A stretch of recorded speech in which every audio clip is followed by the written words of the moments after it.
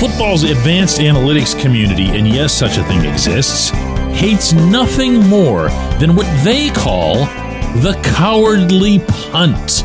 Good morning to you. I'm Dejan Kovacevic of DK Pittsburgh Sports. You know where this one's headed. This is Daily Shot of Steelers, presented by FanDuel. It comes your way bright and early every weekday. If you're into hockey and/or baseball, I also offer daily shots of Penguins and Pirates, the other two teams in town that I cover. The cowardly punt is exactly what it sounds like. It's a coach, well, if you want to borrow somebody else's phrase, living in their fears. Doesn't just happen to Mike Tomlin, it happens to a lot of coaches still. And the pattern that's formed over the years is that it happens most commonly to coaches who've been around for a long time, as opposed to the newer ones who are more likely to look at the analytics and say, wow, why do I ever punt? Why do I even have a punter on this roster? Nobody. The NFL has gone quite that far. It has happened in the college ranks and in high schools. But in the NFL, you still have 32 punters for 32 teams, and you still have, more often than not, when it's fourth and anything, the entire punting team will trot out onto the field to dutifully hand the football to the other team, something that in every other circumstance they really, really hate doing. And where the analytics become valuable is that they'll take every case, put it into the big data pile, roll it through the Dr. Seuss-looking machine, and have it spit out what happens when you punt instead of just going for it. What are the bad things that follow? What are the good things that follow? It's no longer about hunches or feelings or, trust me, I've been around for a long time. So those that track this, the cowardly punts, do so in an equally amusing measurement known as the surrender index. I love this stuff. Well, here's what your surrender index spit out onto social media on an automated account. There's not even a person behind this. I mean, there is a person at the beginning of the process, but no one populates the account. It just takes the punts that come in certain settings and grades them on their level of cowardliness. I read directly from this robot. Pittsburgh decided to punt to Seattle from the Pittsburgh 48 on 4th and 1 with 1:40 remaining in the third quarter, while the game was tied 14-14.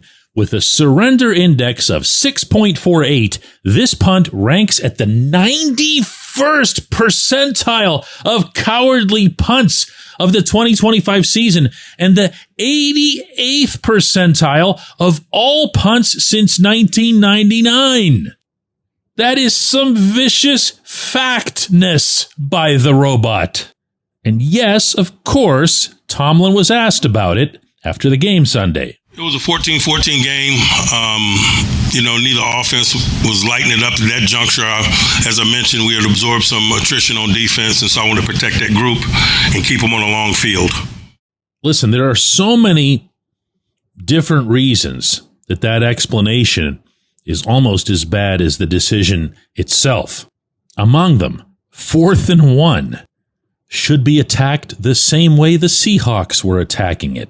But then we've seen no trace, not in training camp, not in practices, not in anything, of the tush push. Why?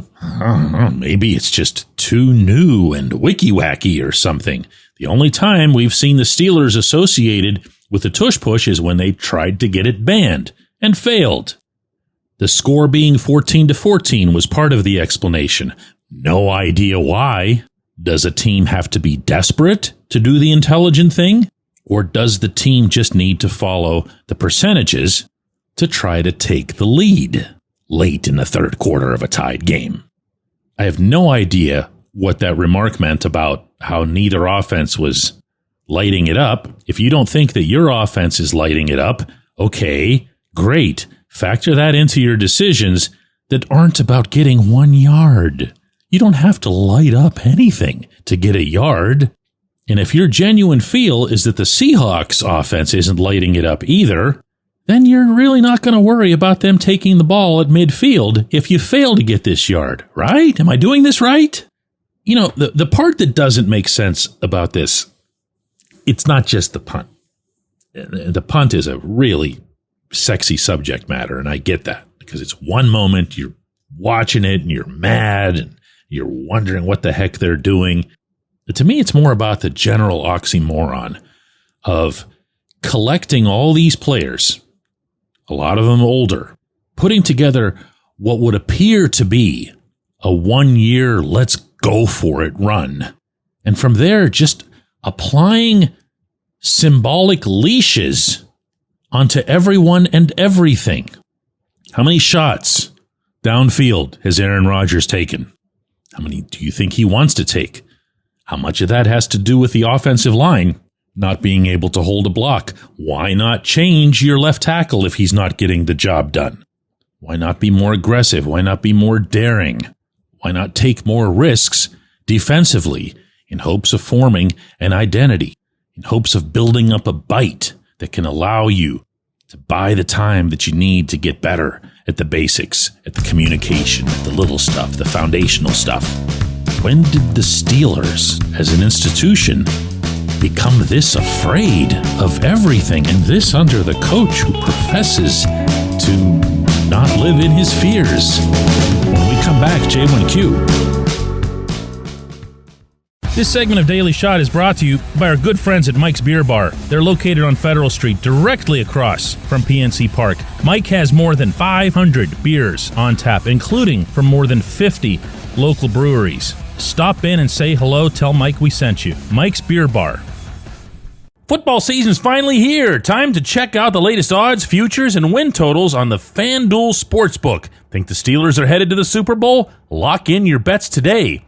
Whatever your game, FanDuel Sportsbook delivers the latest lines, futures, and specials so you can join in on all the action. Hey guys, if you're planning to see a Steelers game, use the Game Time app to get your tickets. You can snag new ticket deals before anyone if you set it into your app alerts. The app is easy to use. No surprise fees at checkout. You can see your seat view before buying, and you're getting legit tickets delivered on time. If you're not much of a planner, you can get last-minute deals on tickets right up to the start of the event. Lowest price guaranteed, or Game Time will credit you 110% of the difference. Download the Game Time app and enter the code DK Steelers into your app profile to get $20 off your first purchase.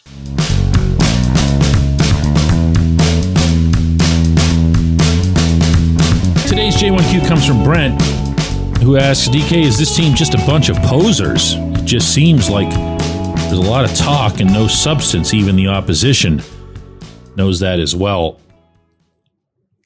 I normally try to avoid questions like this because it sounds just like what it probably is, which is you're mad. Believe me, I get why you'd be mad. That was just a brutal day for the Pittsburgh Steelers this past Sunday. Offense, defense, special teams, intangibles, coaching, across the board. Brutal.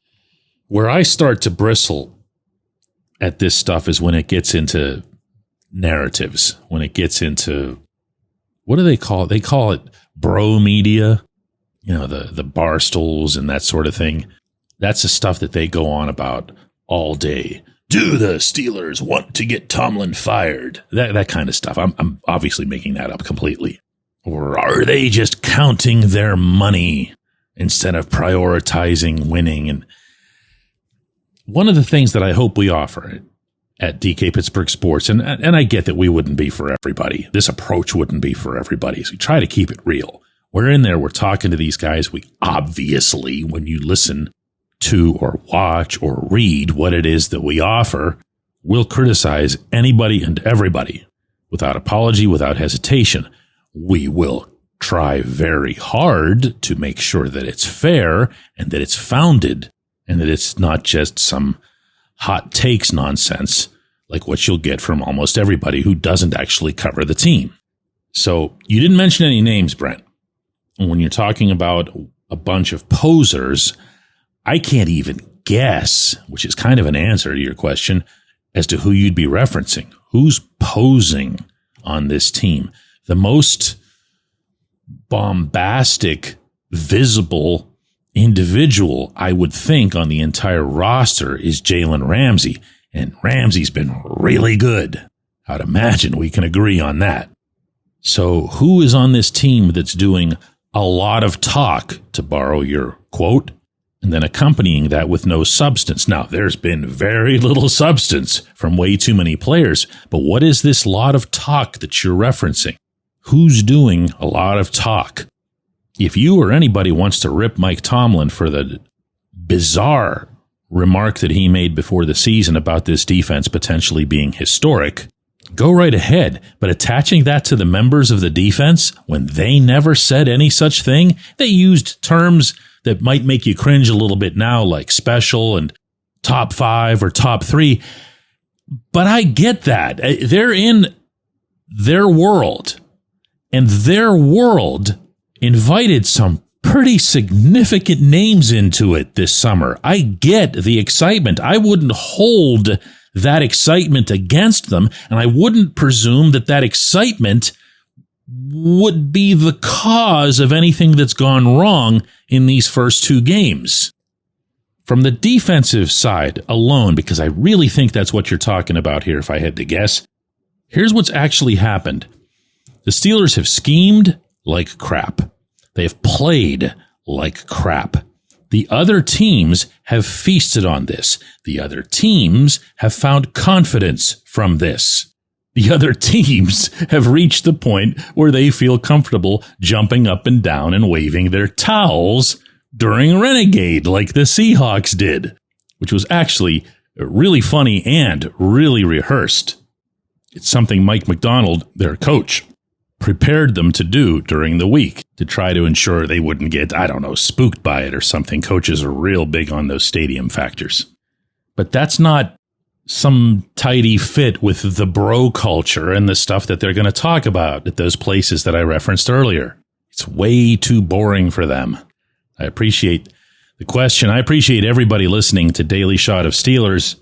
Don't forget, we've got a double shot of Steelers coming up at 4 p.m. Eastern. This will follow Tomlin's weekly press conference, and I would imagine we're going to have plenty to discuss. Don't forget, if you download the DK Pittsburgh Sports app, that part's free. If you want the really good version of it, the kind with no ads, full commenting, and exclusive material from all of our reporters and myself, I'll hook you up with a massive discount on that. All you have to do is email me directly, dk@dkpittsburghsports.com. I'll answer you same day. That's a promise. Talk to you later.